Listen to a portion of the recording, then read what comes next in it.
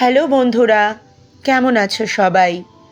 সুস্মিতার কাব্যকথার আরও একটি পর্বে সবাইকে স্বাগত জানাই। আজ শোনাব চাঞ্চল্যকর এক কাহিনী। আমাদের চারপাশে সমাজে কত কিছুই না ঘটে, আমরা সবটার খোঁজ রাখি না, রাখা সম্ভবও নয়। তবে মাঝে মাঝেই সোশ্যাল মিডিয়া বা অন্যান্য বিভিন্ন সূত্র থেকে নানান কাহিনী আমাদের নজরে আসে, যেগুলো কিন্তু ভাববার বিষয়, আমাদের ভাবনার জগৎকে আন্দোলিত করে সেই সব ঘটনা। সেগুলোই মাঝে মাঝে তোমাদের সাথে ভাগ করে নিই। তোমরা শুনে জানিও তোমরা আগে এরকম ঘটনা শুনেছো কি না, বা শুনে থাকলে তার অভিজ্ঞতা শেয়ার করো। আর এই কাহিনীটি কেমন লাগলো অবশ্যই কমেন্টে জানিও। আজ 17 নম্বর আদালতের এজলাসে এক অদ্ভুত মামলা উঠেছে। এক নারী, বয়স 50 ছুঁই ছুঁই, হঠাৎ করে জানিয়ে দিলেন তিনি আর সংসার করতে চান না। তিনি চুপচাপ নিজের মতো বাঁচতে চান, সব সম্পর্ক থেকে নিঃশর্ত মুক্তি চান। কিন্তু বিপরীতে তার স্বামী এই বিচ্ছেদ কিছুতেই মেনে নিতে পারছেন না। তার যুক্তি, মেয়ে বড় হয়েছে, সংসার অনেকটাই গুছিয়েছে, এখন সময় শুধু দুজন মিলে একসাথে কাটানোর। তবু অনুপমা সেই নারীর নাম, তার নিজের মতো করে বাঁচতে চাওয়ার সিদ্ধান্তে অটল। শঙ্খনীল আর অনুপমা এই দম্পতির গল্প অনেকেই জানে। সমাজে তারা সুখী দম্পতির উদাহরণ হিসেবে পরিচিত। 25 বছরের সংসার, একটি মেয়ে, সব মিলিয়ে বাইরের চোখে নিখুঁত পরিবার। অথচ আজ সেই অনুপমাই দাঁড়িয়েছেন বিচ্ছেদের জন্য কোর্টের রায় চেয়ে। বিচারক প্রশ্ন করেন, আপনার স্বামী কি অন্য কোনো সম্পর্কে জড়িত? অনুপমার হাসি মিশ্রিত উত্তর, আজও ওর জীবনে আমি ছাড়া কেউ নেই, আমি ওর সবচেয়ে প্রিয়। তাহলে কি কোনো নির্যাতন? গায়ে হাত তোলেন? না না, ওরকম কিছু না। আমি নিজেও আয় করি, একজন কর্মজীবী নারী, আমার ওপরে অত্যাচার করার সাহস হয়তো ওর হতো না, বললেন অনুপমা। তাহলে হঠাৎ এই সিদ্ধান্ত কেন? কৌতূহলী জজ সাহেবের প্রশ্ন। তার এই প্রশ্নে যেন জমে থাকা এক নদীর জল একসাথে বয়ে গেল।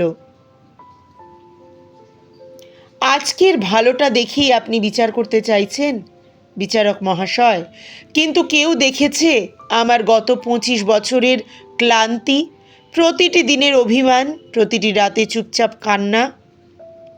আমার স্বামী একজন ভালো মানুষ, ভালো বাবা, ভালো অফিসার, কিন্তু ভালো প্রেমিক না, সে কোনো দিনও তা হতে পারেনি, হতে চায়ওনি বোধ হয়। আমরা প্রেম করে বিয়ে করেছিলাম, বিশ্বাস ছিল এই সম্পর্কটা হবে বন্ধুত্ব, ভালোবাসা, যত্নে মোড়া। কিন্তু বিয়ের পর সেই প্রেমিক হারিয়ে গেল। বউ হওয়া মানে রান্না শেখা, কাজের ভার নেওয়া, শাশুড়ির অপমান সহ্য করা, এসবই যেন স্বাভাবিক হয়ে গেল। আমি তখনও আয় করতাম, তবু সংসারের প্রতিটি দায়িত্ব নিজের কাঁধে নিয়েছিলাম এই আশায় যে প্রেম ফিরে পাব। কিন্তু তেমন কিছুই হলো না। শাশুড়ির গঞ্জনা, শারীরিক কষ্ট, অফিসার ঘরের চাপ, সব কিছুর মাঝেও আমি চাইতাম আমার স্বামী একটিবার পাশে এসে বলুক, চলো আজ দুজন মিলে কাজ করি। কিন্তু সে চুপ থেকেছে বরাবর। সন্তান হওয়ার পর শরীরে কিছু বদল এলো, চোখে ঘুমের অভাব, কালি, গায়ে ক্লান্তি। তখন আমি বুঝলাম তার দৃষ্টিতে আমি কেমন যেন অচেনা। অফিসের চটকদার সহকর্মী তার কাছে হয়ে উঠল বেশি গুরুত্বপূর্ণ। আমি শুধু এক সংসার সামলানো মানুষ, প্রেমিকা নই।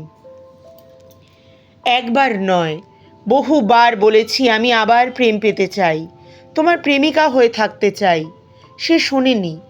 আমি তবুও থেকেছি, কারণ মেয়েটার মুখের দিকে তাকিয়ে বাবার স্নেহ থেকে তাকে বঞ্চিত করতে চাইনি। কিন্তু আমার স্বামী, সে কি একবারও আমার অভিমান বুঝতে চেয়েছে? পাশে এসে দাঁড়িয়েছে প্রয়োজনের সময়। সে আমাকে দিয়েছে সবচেয়ে ভালো বউয়ের খেতাব। বন্ধুদের সামনে আমার সহ্য শক্তির প্রশংসা করেছে, কিন্তু নিজের ভালোবাসাটা কোনো দিন তুলে দেয়নি।